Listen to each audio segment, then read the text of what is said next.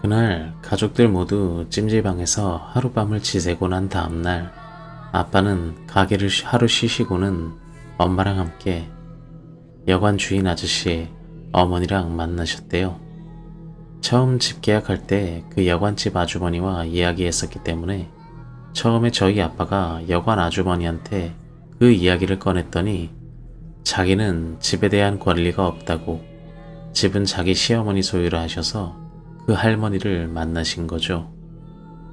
저희 부모님은 그때 그 할머니를 처음 뵙는 거였는데 키도 작고 나이도 많은 노인인데 얼굴에 심술이 가득 차 있었대요. 아빠가 조심스럽게 집에 대한 이야기를 꺼내자마자 아빠 말은 잘라먹고 요즘 세상에 무슨 귀신 타령들이냐 그러시더래요. 아빠가 그 집에 못 살겠다고 집 빼달라고 하니까 눈에 보이는 게 문제가 있으면 그래 주겠는데 미신 이야기나 들이밀면서 무슨 소리 하냐고 정 그렇게 무서우면 자기가 무당을 알아봐 준다면서 비꼬듯이 이야기했대요. 집 주인이 그렇게 나오는데 부모님도 어떻게 할 방법이 없는 데다 보증금도 못 돌려받은 채 집을 빼고 이사 갈 수도 없는 노릇이었대요. 그날은 아무 성과도 없이 그냥 돌아오셨고 결국 그날 우리 가족은 그 집에 다시 돌아갔어요. 학교에서 겨우 어제 일 잊고 잘 놀다가 그 집을 다시 가려니 지옥에 끌려가는 느낌이었어요. 엄마 아빠 손에 억지로 다시 그 집에 들어섰을 때 처음 그 집의 인상과 너무 다르더라고요. 곳곳이 누런 벽지가 괜히 무섭기도 하고 시원해서 좋다고 생각했는데 으스스하고 소름이 돋고 무엇보다 오빠는 제가 그때 밤에 했던 행동도 몽유병이 아니라 뭔가 다른 것이라고 생각해서 그 방에서 못 자겠다고 엄마 아빠한테 떼를 썼어요. 저도 오빠가 그 방에서 안 잔다고 하니 저도 같이 떼를 썼고요. 그랬더니 엄마 아빠가 그럼 이제 안방에서 같이 자자 하셨어요.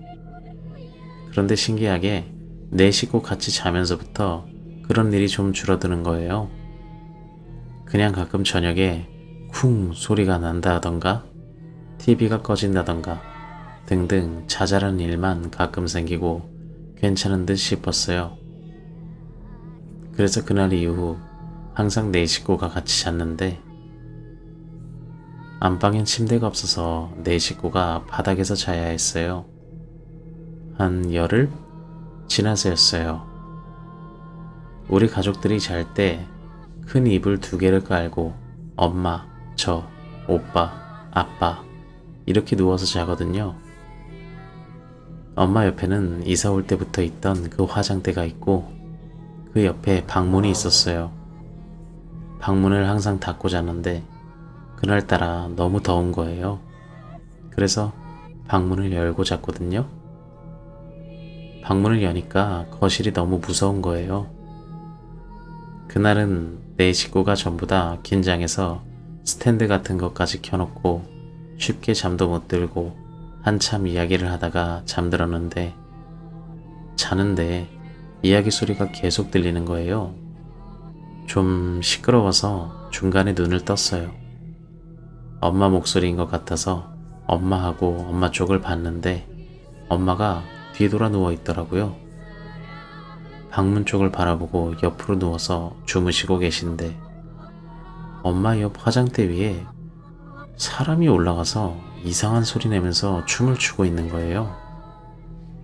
화장대가 바닥에 앉아서 쓰는 식의 화장대라 낮아서 그것의 하체가 딱 눈에 띄게 보였어요.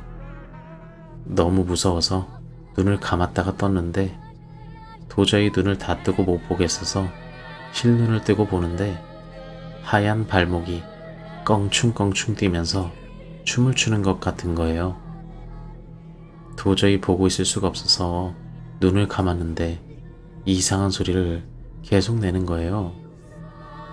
말도 아니고 이상한 괴기스러운 소리 같은 걸 내면서 계속 방방 뛰고 있는 것 같았어요. 식은땀 뻘뻘 흘리면서 거의 몇십 분을 뒤척이지도 못하고 그렇다고 눈을 뜨지도 못하고 그 이상한 소리를 듣고 있다가 저도 모르는 사이에 잠이 든 것 같아요. 그 다음날 제가 제일 먼저 일어났는데 오빠는 어디 갔는지 자리에 없고 엄마랑 아빠랑 전부 다 몸을 웅크리고 방문 쪽으로 돌아 누워서 자고 있는 거예요. 이상하다 생각했는데 곧바로 엄마가 일어나시더니 소리를 지르시는 거예요. 그 소리에 아빠가 일어나서 엄마 보고 왜 그러냐 물으시다가 아빠도 굳으시고 화장대에 있던 엄마 화장품 같은 게 다 바닥으로 떨어져 있는 거예요. 아빠도 엄마도 전부 다 밤에 시끄러운 소리를 듣고 깼는데 화장대에서 방방 뛰는 그것을 보고 한참 동안 가위를 눌리다 소리가 멈춰서 겨우 잠드셨다는 거예요. 엄마랑 아빠랑 저는 놀랄 새도 없이 오빠 없어진 거 눈치채고 엄마랑 아빠랑 저랑 오빠 찾아서 거실로 나갔어요. 그런데 오빠가 작은 방가도 없고 거실에도 없고 창고에도 없는 거예요. 오빠 이름 부르면서 한참 찾고 있는데 작은 방 옷장에서 오빠 우는 소리가 들리는 거예요. 제가 아빠, 오빠 옷장에 있나 봐요 해서 아빠가 옷장 문을 열었는데 오빠가 진짜 괴성을 지르면서 옷장에서 튀어나와서 방 밖으로 뛰어나가다 넘어지는 거예요. 엄마가 놀라서 바로 오빠를 일으켜 세우셨는데 오빠 얼굴이 퉁퉁 부어서 밤새 울었는지 아빠랑 엄마가 왜 그러냐 물어도 대답도 안 하고 밖에 나가자, 밖에 나가자 계속 그랬어요. 엄마는 그래 씻고 옷만 갈아입고 나가자 하면서 달래셨는데 오빠는 싫다고 지금 나갈 거라고 소리를 지르고 난리를 부리고 결국 오빠 상태도 그렇고 옷도 안 갈아입으려 해서 학교에 아프다고 전화하고 오빠가 아빠 가게에 같이 가고 전 엄마가 학교에 챙겨 보냈어요. 학교 다녀와서 집에 왔는데 오빠가 계속 어린애처럼 엄마한테 착 달라붙어 있었어요. 저 평소 같으면 오빠한테 장난치고 놀렸을 텐데 저도 그냥 얌전히 아빠 옆에 붙어 있었어요. 매일 가족들 전부 다 집에서 시체처럼 TV 소리 크게 틀어놓고 TV만 보다가 사실 보는 둥 마는 둥 했지만요. 잘 시간 되면 방문 닫고 전부 다 안방에 모여서 다닥다닥 붙어서 자고 초등학교 5학년인 오빠가 집에서 계속 화장실을 혼자 못 가서 아빠가 한동안 계속 같이 들어가고 오빠가 맨날 아무 말도 안 하다 보니 집이 대화도 약간 단절된 느낌이었어요. 오빠한테 그날 왜 그러는지 아무리 물어도 계속 대답을 안 해줬거든요. 그러고 또 며칠 아무 일 없다가 가족끼리 외식하는 날이 있었어요. 기분 전환 겸 그날 고기를 먹으러 갔는데 거의 다 먹어갈 때쯤에 오빠가 또 엄마 아빠한테 우리 집에 가지 말자 그러는 거예요. 그랬더니 아빠가 오빠를 달래셨어요. 목요일날 왜 그랬는지 엄마 아빠한테 말을 해야 엄마 아빠가 안다고. 말도 안 하고 집에 가지 말자 그러면 아빠 엄마는 오빠가 뭐가 무서운지 모르겠다고. 엄마 아빠가 지금 당장은 이사 못 가지만 조금 있다가 다른 데로 이사 꼭 해줄 테니까 뭐가 무서운지 엄마 아빠한테 말해달라고. 뭐 이렇게 말씀하셨는데 그때서야 오빠가 그날 이야기를 꺼냈습니다. 그날 오빠는 자다가 화장실을 갔는데 무서워서 화장실 문을 열고 볼일을 봤대요. 근데 어렴풋이 방에서 떠드는 소리가 들려서 누가 깼나 보다 하고 안 그래도 무서웠는데 좋았대요. 그래서 기분 좋게 볼일 보고 방에 가려고 나왔는데 화장대 위에서 키 큰 여자가 하얀 천을 둘러매고 머리는 산발이고 발목만 허옇게 내놓고 춤을 추면서 이상한 알아들을 수 없는 소리를 내고 있더래요.